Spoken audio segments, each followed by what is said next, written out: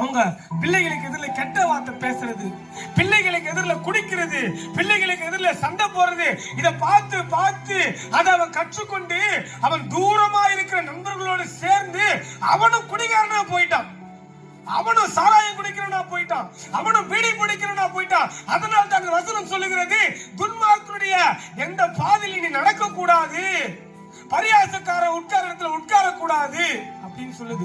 இன்னைக்கு உங்க ஊர்ல இப்படிப்பட்ட குடிக்கிற பிள்ளைகள் இருப்பதற்கு யார் தெரியுமா காரணம்? அவங்களுக்கு முன்னாடி குடிச்ச அவங்க தகப்பன்மார்கள் காரணம்.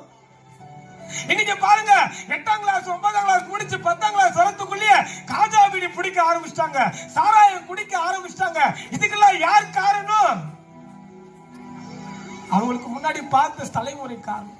இன்னைக்கு இந்த ஜபத்துல உட்கார்ந்து இருக்கிற, இந்த காணொலியை பார்த்து கொண்டிருக்கிற அன்பு பிரியமான சிறு குழந்தையே, பார்த்து கொண்டிருக்கிற பெரியவர்களே, தகப்பன்மார்களே, இந்த சத்தத்தை கேட்டுக் கொண்டிருக்கிற இந்த கிராம வாசிகளே, நீங்கள் செய்த தவறை உன் பின் தலைமுறை செய்யாதபடிக்கு இந்த தலைமுறைக்கு முன்பாக நீ எந்த பாவ பழக்கத்தையும் செய்து விடாதே.